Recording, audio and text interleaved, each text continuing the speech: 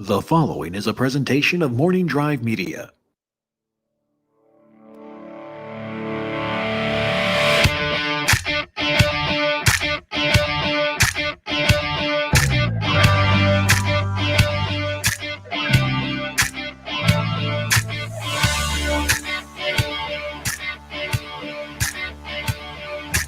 Broadcasting from beautiful Burbank, California, this is TNF in Session.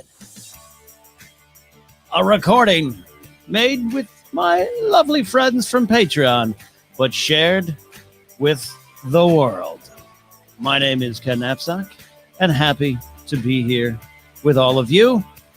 Having a lot of technical problems today, so if you're watching on YouTube, we'll see how this goes.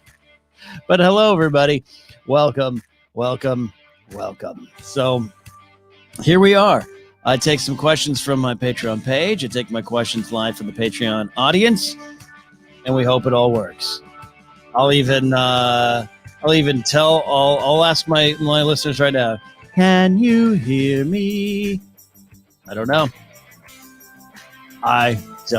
We got some people here in chat. Chris Keefer's here. Christy McGee, Pete Rich, Christy and Pete already fighting over strawberry jelly. Oh, what's going on there? I don't know. We also have, yes. All right. Now that see the chat's just catching up. Really weird stuff going on.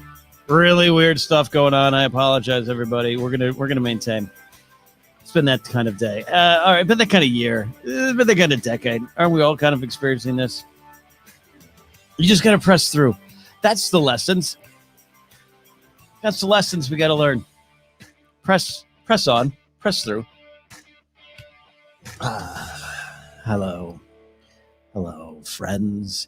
Let's get right to the questions. This is what we got. We got some questions from my Patreon supporters. They asked me some questions all over the map. This is why I love doing the show. There's no set way this is going to go. We're going to figure it out, and then we're going to go live in chat. Then I'm going to have to switch back to YouTube to actually watch the questions in chat because StreamYard, I'm lucky we're even alive. I'm on Wi-Fi right now. Normally I'm plugged in, but it just, everything's wonky. That's the title of my book. Everything's wonky. All right, first question of the day. Ken, get it together. You're a professional broadcaster, allegedly. All right, Alice Wadsworth asked this. We call her Star Wars Alice. Ken, please tell me how Moff Gideon ended up with the Dark Saber. Well, I can't tell you that. We don't know that. That is a Mandalorian question. Season 2 of Mandalorian. At the time of this recording, just about a week away. And we might get that answer. That answer is not important without the why. Why does Moff Gideon want the Dark Saber? What's he going to do with it is secondary, because the why will dictate that. But there'll be hopefully some fun canon reveals of the Purge of Mandalore and how the Dark Saber, which we last saw with Bo-Katan cries, we'll see if it ends up, or how it ended up with Moff Gideon. But again, more importantly, why? That's why I do what I do, ForceCenter and whatnot, to discover the whys of Star Wars. I've written the book Why We Love Star Wars. Maybe I should write The Whys of Star Wars. You know what I mean? That's a good idea. Mark that down. Put it down somewhere. This though does bring up a question about how it's something that's really, I guess, passionate's the word. About how we consume some of this pop culture stuff. And there's no wrong way to consume it. That's one thing that's on my mind. It's okay. However you want to watch Star Wars, Game of Thrones, Lord of the Rings, Lost, Stranger Things, any of those kind of big event programs or movies, Marvel. There's many ways to enjoy it. I've just become so engaged by the idea and excited and energized by the idea of digging into what the scenes and what the movies and what the characters and what the end result of the story is and what it means to us, the whys of the story.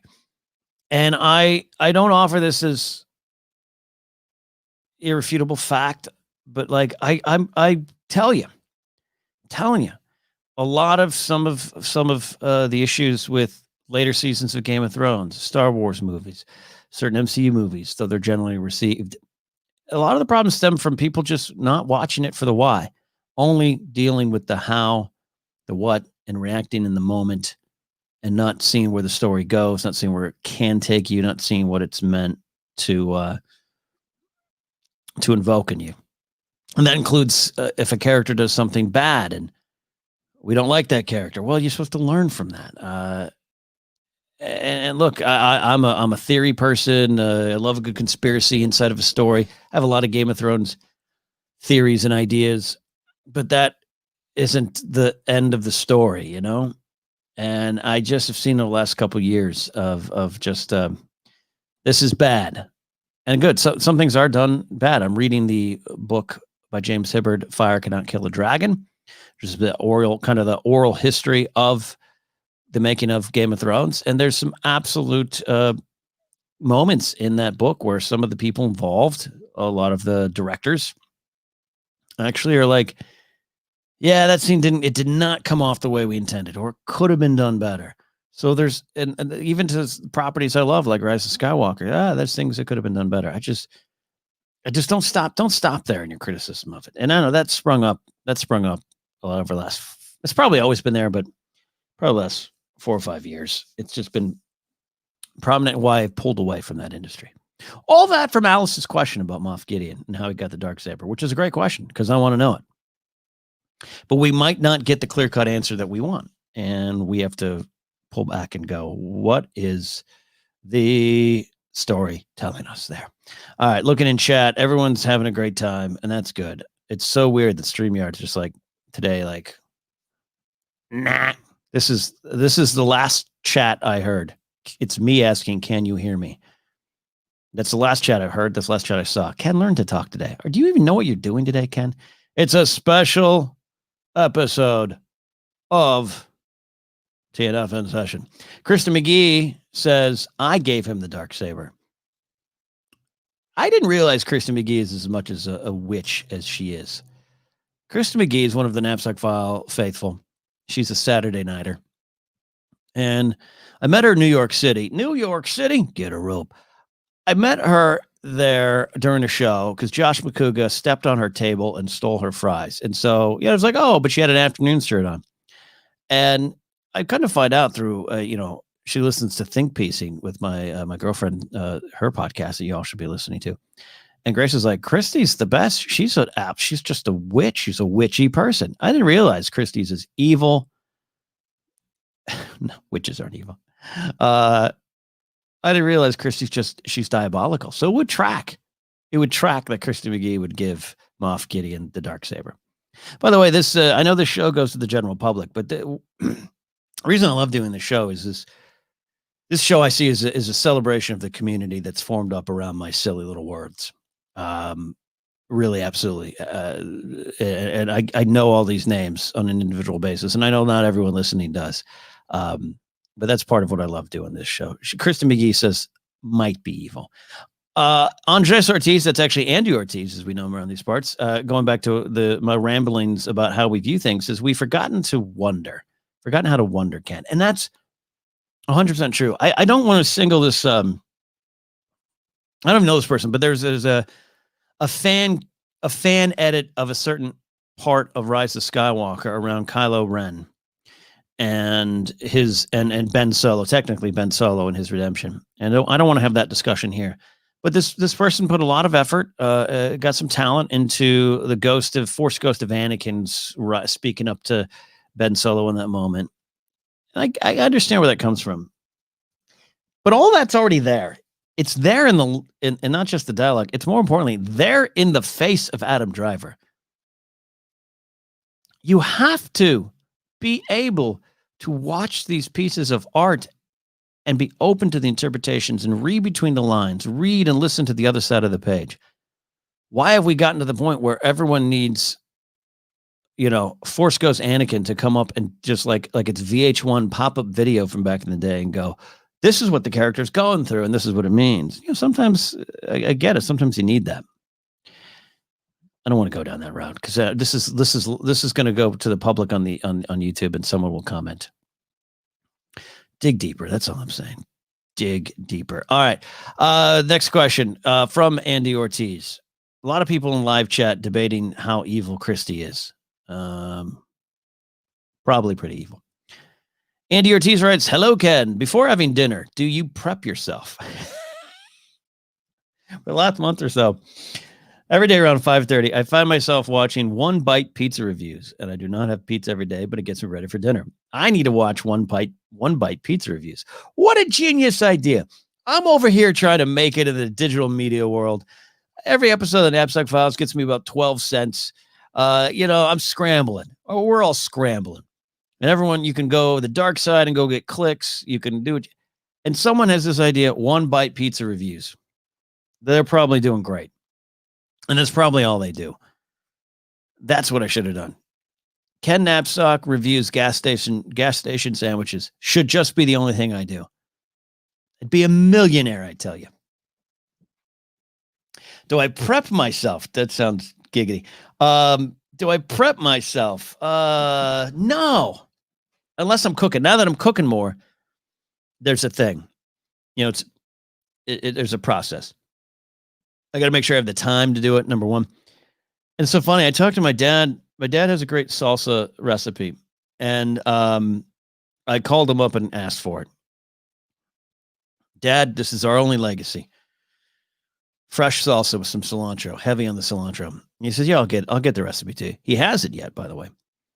But I haven't had it in years, unfortunately. And he's great. So, but he tells me, he's like, we're talking about how he prepares it. And he says something in the conversation. He goes, you might want to get like a slicer or something. And he had already given me a device. Actually, this is the kind of point of the story. It goes like that thing I gave you, and you can slice stuff up a little bit. He goes, but I like manually, just with a knife, just slicing tomatoes and onions and olives and cilantro. It just relaxes me.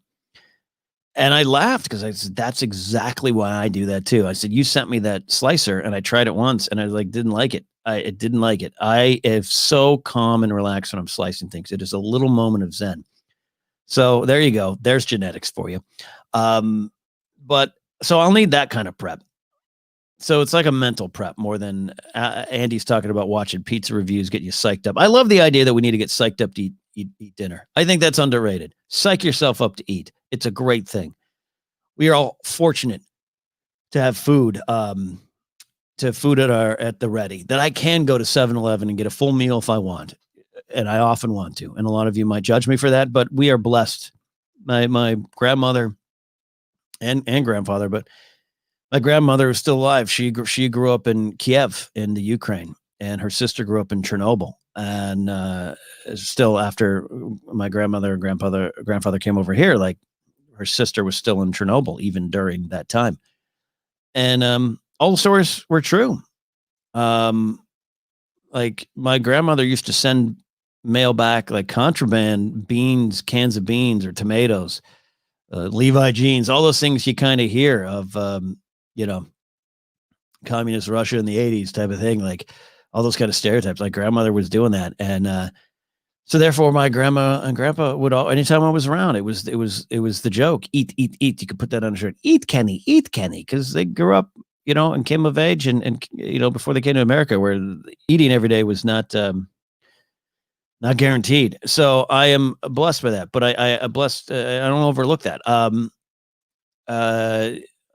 So I think we should all just sit down and not necessarily psych ourselves up, but just like really prepare ourselves for the food that's coming our way, right? I think Andy's touched on something pretty good. This is why I love doing the show. I never would have thought about psyching yourself up for the joy of eating, mentally preparing, but there it is. I do. And when I'm cooking, I'll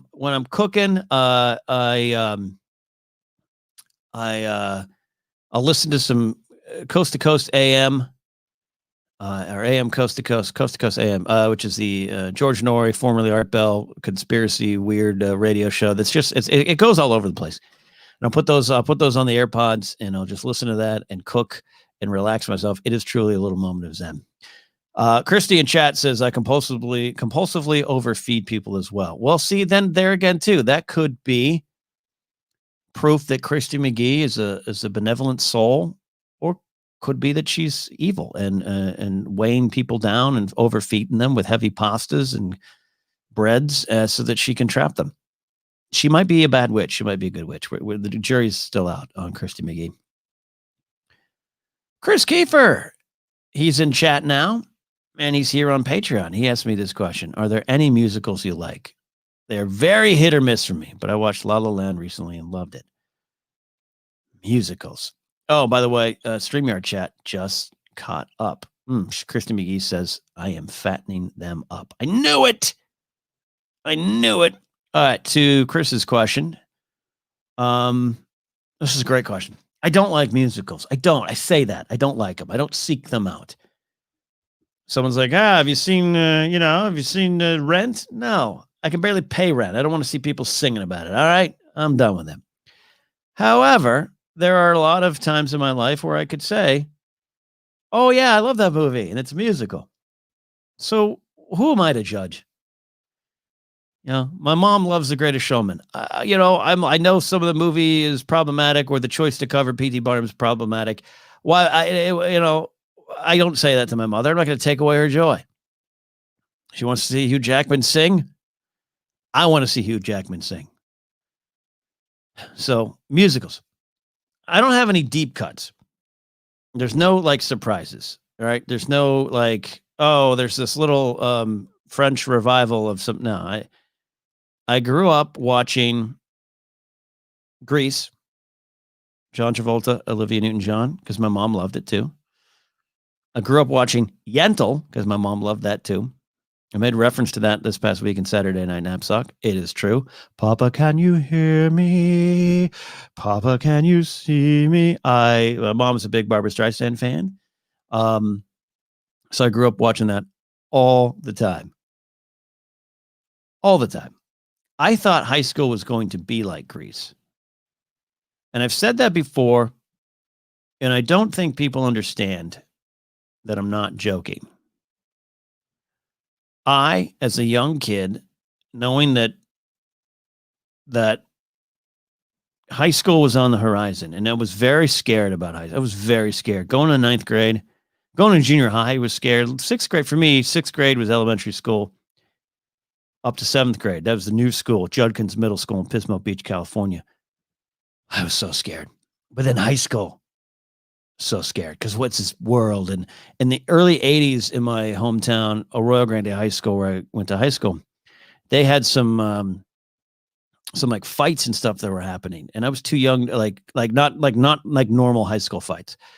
There was and I think it was kind of like race war riots. It was, but I was so young. We had just moved to this town, and my mom, I would hear her talking about with the neighbors. And so I had this view that on all that war is happening at high school. So growing up thinking, well, what is high school going to be like? I don't want to be there. I don't, there's some serious stuff going on there. I'm just going to watch G.I. Joe and Transformers and be done with it. So I would see Grease and I'd be like, well, high school doesn't seem so bad. High school doesn't seem so bad. Kristen McGee saying, I want to see high school Ken dressed as a T-Bird. No, I did dye my hair black at one point, but that was after high school. Rama ding dong. Yeah. It's 100% true. I would watch it and think, that doesn't seem so bad. You meet a nice Australian girl, you race cars, you run track a little bit. Sid Caesar's your coach. That's good. You all go to a dance contest. I'm all for it. Yeah. First day of ninth grade, I started singing. No one else joined me. That's fine. But more true than I care to admit, except for the singing part. I did not sing in high school. Other musicals.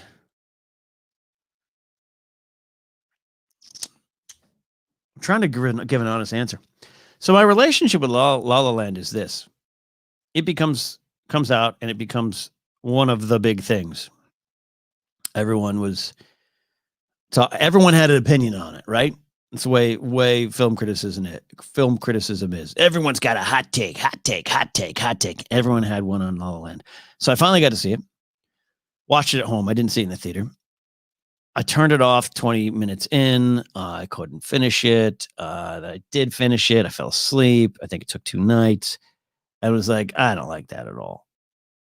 Scott Mance, I love you, but I don't like this movie at all.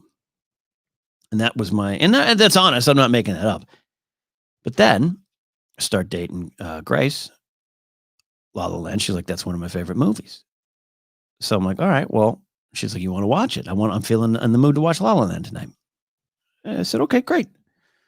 So I watched the movie again, but I watched it through her eyes. The movie, Emma Stone's character is like a actor out of Arizona with red hair who's trying to make it, and heartbreak and trials and tribulations and all those kind of things. And it's like, Grace is like, this is my story. And so the ability to take off my own, I don't like this hat, and just kind of connect with it through her was powerful. So now I like the movie.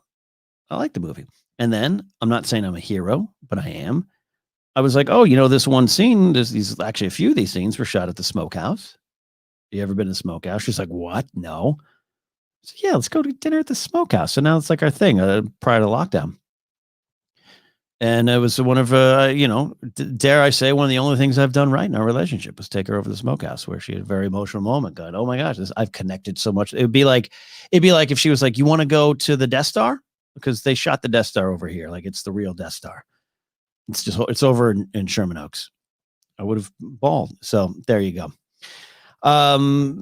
So other choices in chat here. Any other musicals you guys like? You guys can ring it in there. I love Hillbilly Scribs says, I wish 9 to 5 was a musical. It's not. Yeah, it's not. Dabney Coleman, turn you from a chicken to a rooster, or a rooster to a hen. What's the quote? I'll tell you from a rooster to a hen. It's not. Yeah, that's right. It isn't a musical. The song, Dolly Parton's 9 to 5, working 9 to 5.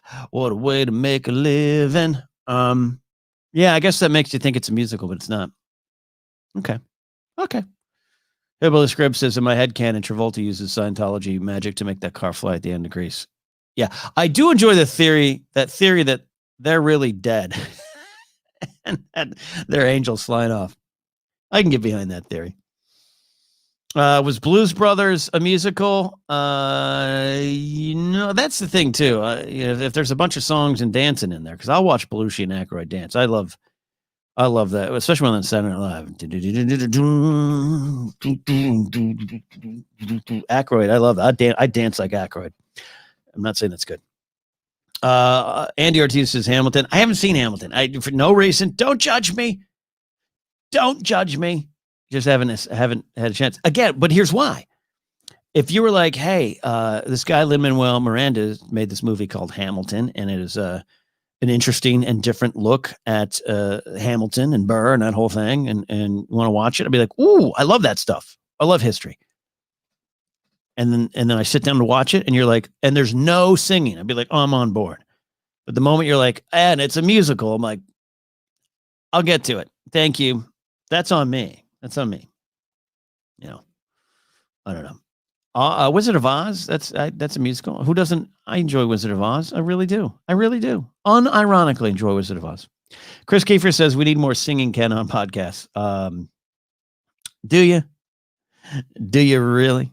I don't know. So anyways, you guys are tossing 7. Kristen McGee, like 7 Brides for 7 Brothers, which sounds like some sort of witch spell. What is Brigadoon? Brigadoon. Yes, there you go. Secretly Senior Citizen. Camelot. Star Wars Alice says that. There we go. All right. Okay. Cool. I love that. Thank you for that question, Chris. Well, okay. So here's the. All right. I'm going spiraling out down a different direction here. As a huge Beatles fan, I would consider Hard Day's Night and Help sort of musicals. The songs aren't moving the plot forward. And maybe that's the dividing line, right? There's no plot in Help or Hard Day's Night that the songs themselves are moving forward, but the action happening during the songs, particularly in Help, do move things forward. So they're really just movies with music videos wrapped in between them. The Help, I think Help's great. I think it's silly. It set the tone for my silly side of my sense of humor. Hey, Beatle, you should have fun. No, thanks. I'm rhythm guitar and mouth organ.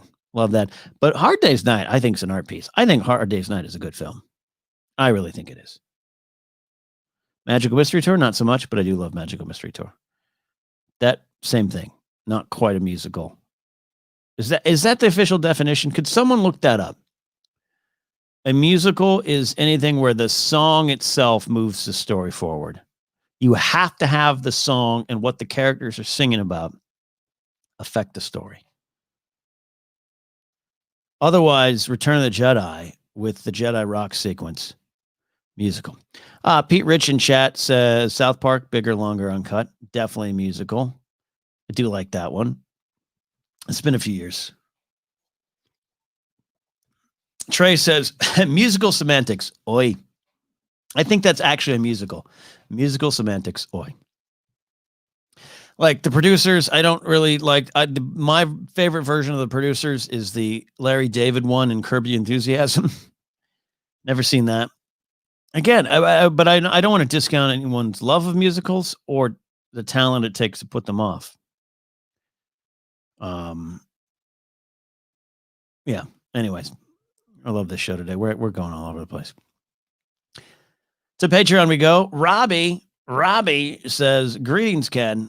I've been watching a horror spooky movie every night this month in honor of the upcoming holiday. Thanksgiving is pretty bad. I tend to watch classics as newer horror movies are often too gratuitously gruesome for my liking. A highlight has been Hammer Films' Dracula starring Peter Cushing and Christopher Lee. Is there a classic horror movie you love? Robbie, you are my backup husband. You should know this. I cannot do horror films. I understand the classics maybe aren't as scary. They're more thrillers. And there's just no part of me that wants to sit down to watch horror movies. I get scared, and I go through this a lot every Halloween. People ask me, why don't you like horror films? Grace loves them. You know, my pal Mark Riley loves them. Clark Wolf loves them. Me and McCougar over here going, why? We don't like being scared. There's a lot of things to feel and experience in this world. Being afraid, scared is one of those options. I'm not going to run to it. I want to feel, I see Kristen McGee in chat. She says, let's get Ken a security blanket. And there you go. Kristen McGee is an evil witch. I don't. And there's think pieces on why it's valuable to be afraid. I think some horror movies can make great comments on society. I understand Get Out and the appeal of that. What's the other one? Us. Grace had that on the other day. I wouldn't turn around. I was hearing scary things. I don't know why. I think it ties back to the time in like second grade. I peed my sleeping bag at a friend's birthday party because they convinced me that that Bloody Mary was in the bathroom mirror just waiting for me to come in and I had to go to the bathroom really bad, and there was absolutely no way I was going to go in there because she was going to kill me. So I peed, my sleeping bag. That stays with you. Silver Bullet. We watched that movie Silver Bullet. I know I've talked about this too. This is sounding very familiar. Sorry, I'm remixing it. But it comes up every Halloween. Silver Bullet, which is the bad werewolf movie from like 85. Watched it. It was that same party, quite frankly. My friend Terry, he failed me. He's the reason I peed the bed and don't like scary movies. Because now we watched this werewolf movie. I know it's a movie. I know it's not real, but I'm like 7 or 8 or 9 age. I think it was like 9. And then they're telling ghost stories. And that's when the Bloody Mary thing comes up and she's in the bathroom. All you have to do is say the name 3 times and she comes out of the mirror. I'm like, ah. And then some dogs start barking in the distance in my friend's neighborhood. And he convinced me those were werewolves. I still don't go to that area of my hometown. Kristen McGee says I should have peed on Terry. I got to tell you, that sleeping bag was soaked. So in a way I did. All right. That's weird. All right. Ken, you're weird. Robbie, you know, I love you. I don't watch the horror movies. I just don't. Pete Rich, who's also in the chat right now, says, when making a peanut butter jelly sandwich, what kind of jelly do you go for? I'm strictly a strawberry man. Grape can F right off. Come at me, chat. Oh, doctor. Oh, doctor. Here we go. This is going to be something. All right. This is the pineapple on pizza of this week. I had toast this morning. I'm a big toast guy. You could probably tell that about me and my slippers. I'll have toast for dinner. I'd love a good peanut butter and jelly sandwich. You need to include butter. I don't care if it's a sea salt butter, maybe a margarine or a vegan substitute, whatever. You need to have some butter in there, kids. All right. I had it today. Peanut butter, crunchy. I don't like to stir it.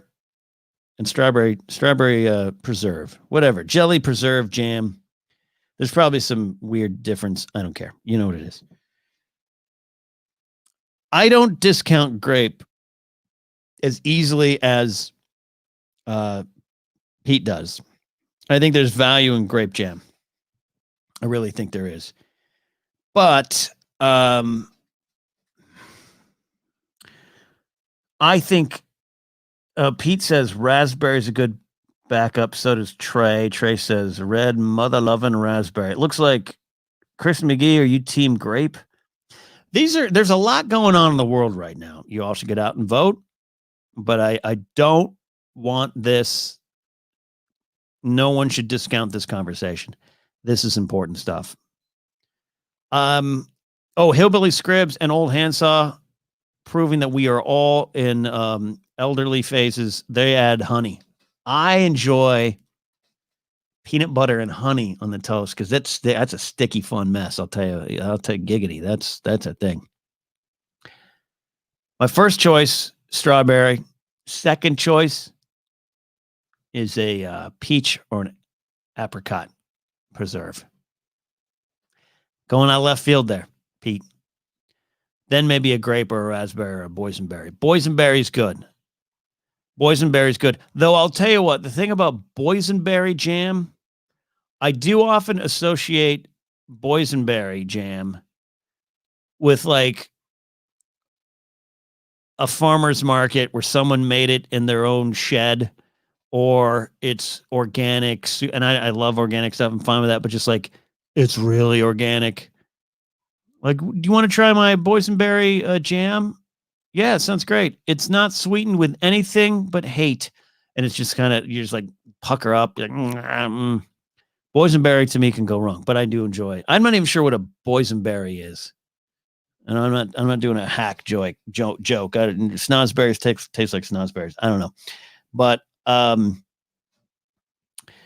blueberry jam. There's a lot of options. Grape is lower on the list for me. But I don't think it's wise in these troubled times to toss one jelly out for no good reason, unless you're allergic to grape jelly.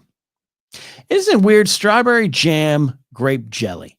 It seems like the way to go, right? That's,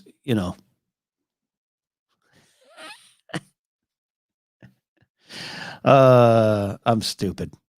Anyways, the right answer is clearly marmalade. I'm kidding. That stuff's from hell. Pete just wants to watch the world burn. Graham Butler joins us live in chat.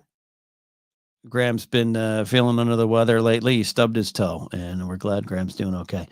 Final prepared question of the day comes from Jeff Scribbler Saunders, who just recently celebrated a birthday. And I'm going to go into the boardroom chat here and drop a link if anyone wants it. It's in the Discord. I'll play that game. We can join the show.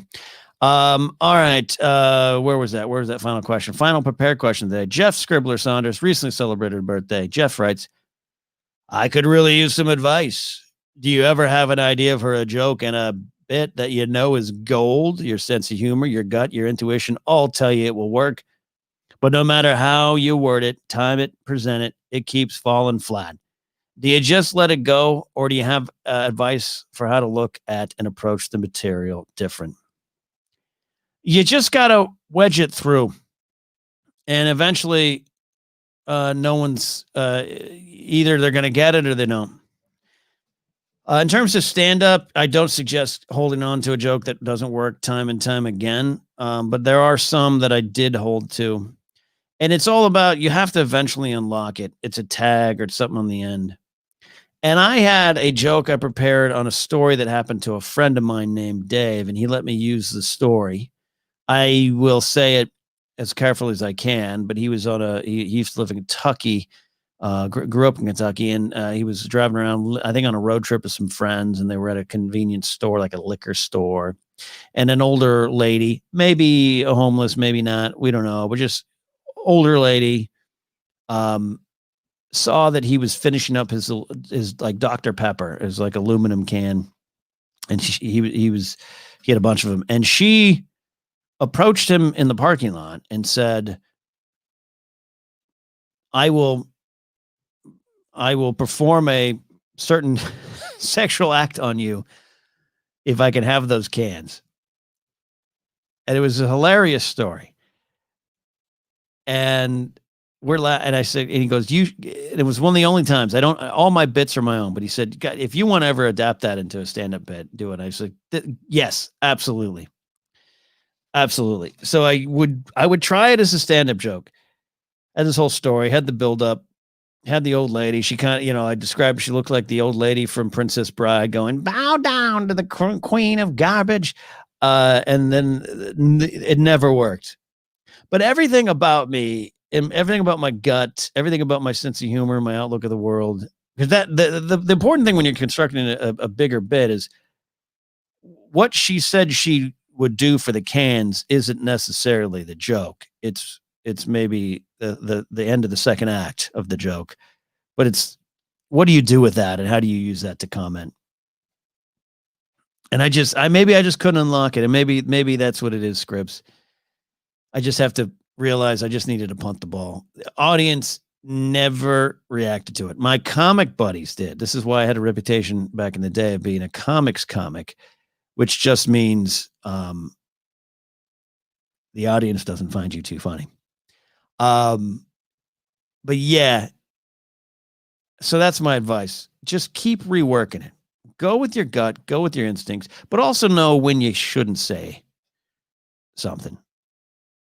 That's a key, especially nowadays. And I'm not here saying that it's a cancel culture issue or anything like that. It's just we demand more out of our comedy a little bit, and that's an okay thing. The punch up, punch down kind of thing. I think a lot of things can be funny. I have a very dark sense of humor, and I keep some of it under wraps now a little bit more. A little bit more than when I would do the Schmo News. And not that I said anything. There's nothing I said in Schmoes No News that I think would be a problem, but if just there was a bite behind some of it that I think wouldn't be as accepted now. So you have to know, reevaluate, relook at it. Just never worked. That joke never worked. If Chris Keefer's still in live chat, he was there. He was doing comedy with me back in the day. He might remember that bit. It just didn't work. I wanted it to work so bad. Because there's an audience thing. It's the energy. There's some bits I would do all the time that some nights would work and sometimes would not work. And I think there's a lot of factors. But then when the one constant is this bit's not working, then there's the problem. Oh, look, here's Chris is still here. Do you remember that bit? The I'll blank your blank for them cans bit? Never worked. Maybe I'd get a little titter of laughter. Titter of laughing? I think that's a Moody Blues album. A little titter of laughing would be about the most I would get if I remember. I don't know. I also have a pretty self-loathing view of my comedy career. But Jeff Scribbler Saunders, you have a better comedy career in front of you. Just go with your gut. If it keeps falling flat, just keep reworking it, man. Practice makes perfect. Practice makes perfect. Tommy Terry Green is joining us now in the live stream. See, Chris Keefer says, sounds familiar. Sounds familiar. Yeah, that's the problem with the bit. It sounds familiar, but it definitely didn't work. It's not memorable. Not that I had a ton of memorable bits back in the day, but I bet you Chris Keefer or other friends like Tim Powers or some of my other friends during that era who are still friends with me now, but just like who were there every week during the shows would be like, oh, yeah, Napzok had this bit about 9-num or the sonogram bit. None of them would be the recycled can bit. There you go. But Chris did LOL at the definition of comic. Yeah. Yeah. See, Chris, I'm going to say it. You're an example of a comic too.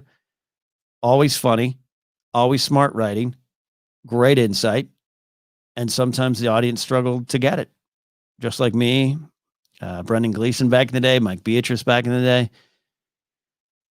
There was that comic kind of label of this is some great stuff. Something's a little off, and it ain't necessarily us. So, anyways, I love that. All right, so we're gonna do the call here. We're gonna take some live calls via StreamYard. I hope StreamYard works. The man who just asked the question, Hillbilly Scribs, is here. Jeff, happy birthday! Happy belated birthday! How you doing, buddy? I'm doing great. Can you hear me okay on my Blue Yeti? All right. I love that. You're calling me out on something in our private Discord. Yes. Technically, no, Blue Yeti sounds good. It sounds just good enough. But that it's a price point issue for a lot of people. It's a cheaper USB mic and it gets the job done. But I'm the bad guy for pointing out the truth. And I understand, Jeff. I understand. I know. I'm just picking on you, man. You're right. It's as far as bang for your buck, it's a pretty good value mic, and it works good for what we use it for. Yeah, giggity. I appreciate that. Again, I hope you had a good birthday. Did you do something special for your birthday, Jeff? I did. You know, I sat on the couch all day and watched TV. That's pretty good. Yeah, it was much needed. And then I kind of I FaceTimed with my kids for a bit. That was much needed. And I capped the night off with some of the guys from Feeding the Monster. We hopped on StreamYard and cracked open some cold ones and just kind of had a little virtual happy hour for a bit. That's awesome. I hope you all were on Blue Yeti mics. That is great. Yes. That's good. That's good. Yeah, it's a weird time to celebrate birthdays. It's been a weird year. Mm-hmm. And it's so weird. I'm thinking about it as this pandemic rolls on and sadly, in some cases exploding in some areas. I'm like, I might end up having 2 birthdays in lockdown. That's a weird thing. That's depressing, but we make it work and you made it work too. Yeah. Well, you know, it's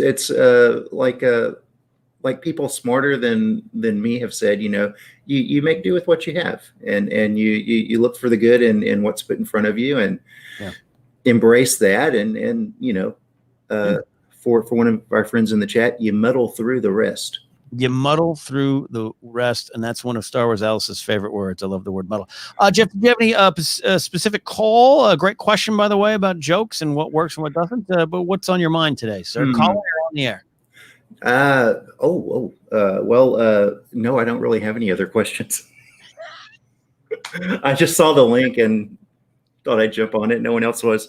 That's perfect. No one else was. You know, Krista McGee, as evil as she is, would never jump on the leak.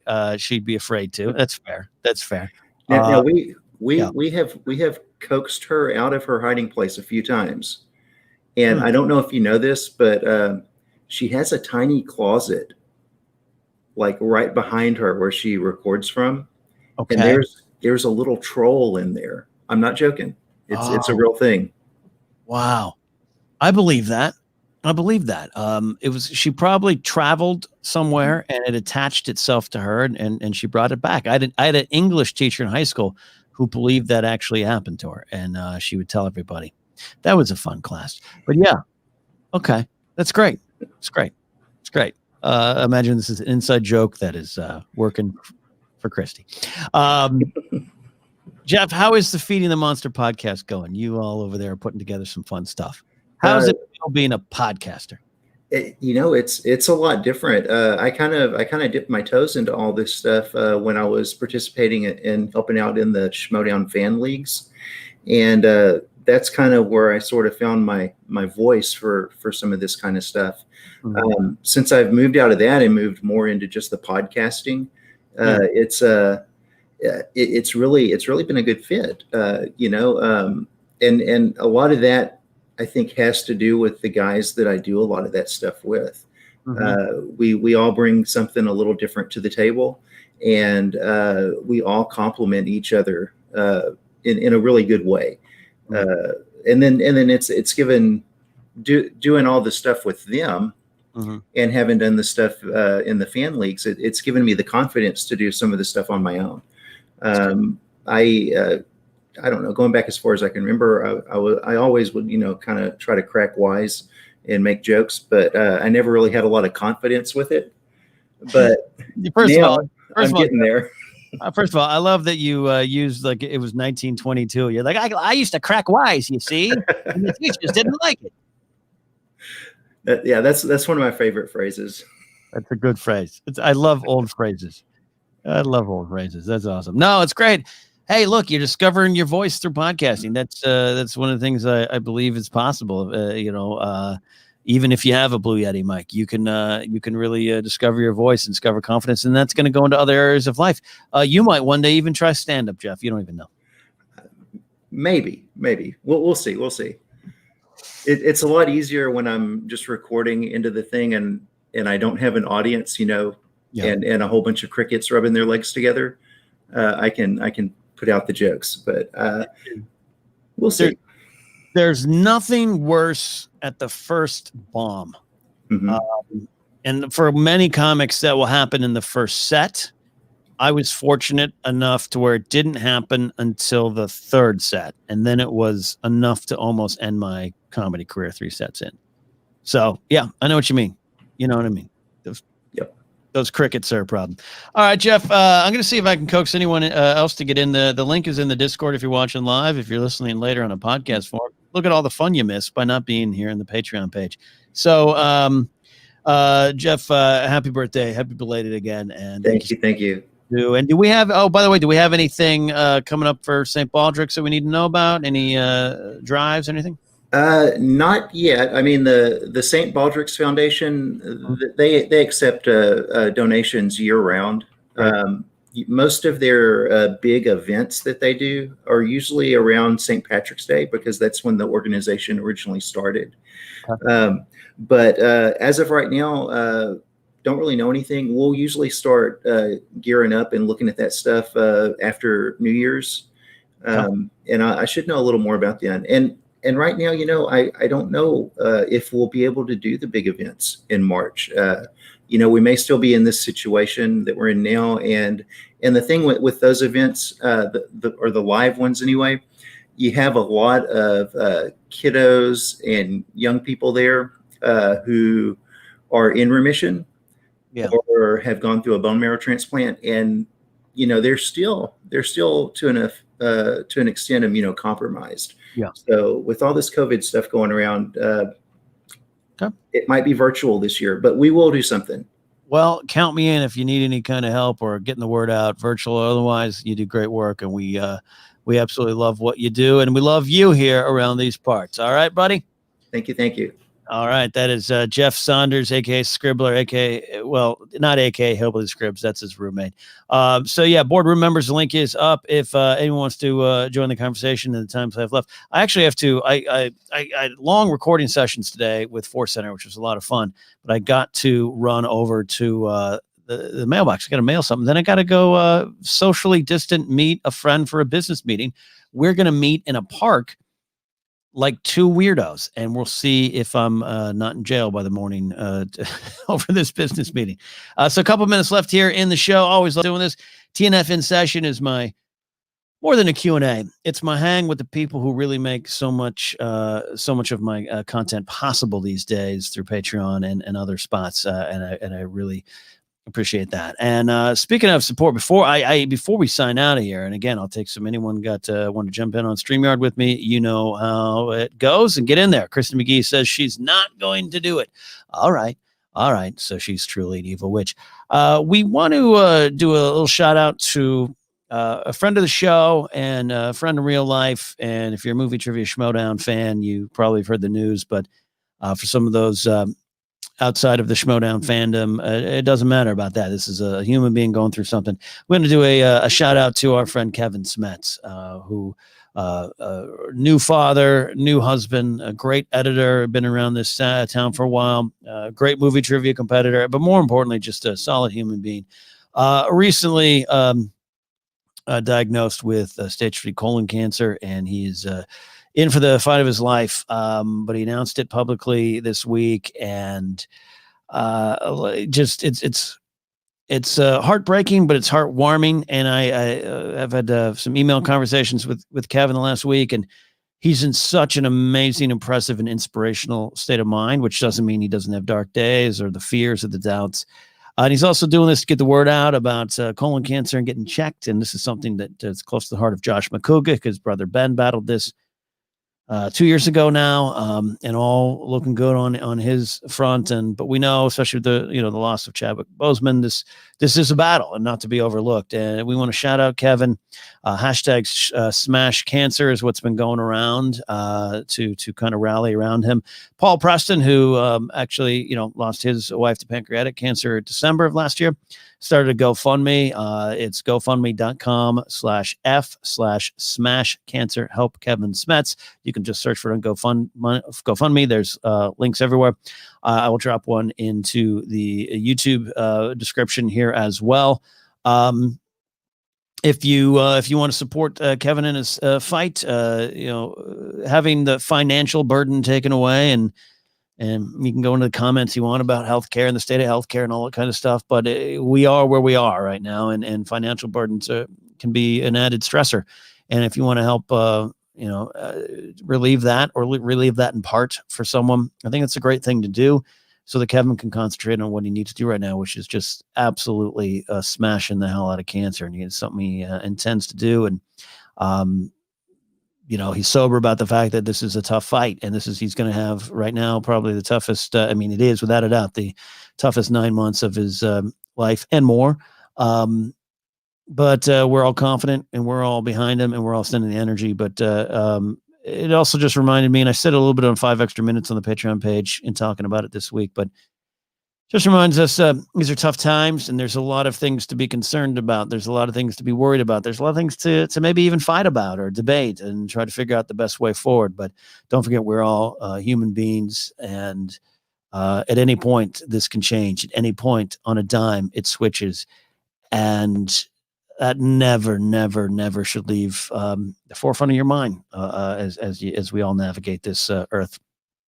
Time is fleeting, life precious, all those things you hear about. And Christy in chat saying, yeah, his strength of character is phenomenal, and being kind to one another. Alice just said that in chat too. It goes a long way. And that doesn't wash out disagreements or wash out these big debates we have in the world and society in our country right now. Being kind doesn't overlook those problems. It's just a good first step, and maybe through kindness, we can solve a lot more. And I don't mean to get bumper stickery and wishy-washy, but part of Kevin's battle and learning about Kevin's battle this week, that's what I felt was. You don't know what's going on with someone else, and you don't know what you are going to have to face. So it's nice to remind us all that we're humans, and you hate for these kind of things to be what reminds you of that. But it's the way it is sometimes. So we love you, Kevin. Such a good human being. And we're all behind him. So highlight that again. GoFundMe.com/F/Smash Cancer Help Kevin Smith. The links are all out there. And a lot of you listening are probably already familiar with the situation because you're fans of either this community I'm in or the Schmodown. So we wanted to highlight that. All right. Well, if Kristen McGee's not going to crawl out of her Nutcracker troll closet to grace us with her presence, I think we'll start wrapping up this episode of TNF in session. Again, as always, means a lot to have you guys hanging out with me and truly getting to know all of you and being able to joke around with you all in a public manner on a show that there's probably people listening who don't really know who you are. You're just names I read off at the end of a show.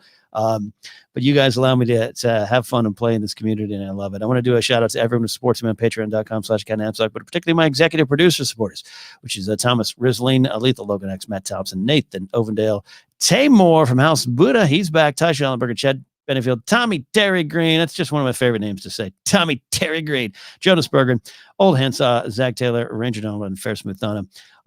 They are the executive producers, but so many people support me and just make my dreams come true. And I love you all for that there. As always, you can follow the podcast wherever you want. It's also now on Amazon Music. You can also support directly on Anchor too. But the best way to support the show, as I always say, especially with Saturday Night Napzok, is just tell a friend so Ken can still live his dreams. All right. That's it for this week. Go to KenNapzok.com for more. I was going to say, if I don't have any new live shows coming, so stay tuned for that, though. You're all the best. Except for you, Graham. I'm kidding. You're the best of us. We'll see you next week here. TNF in session.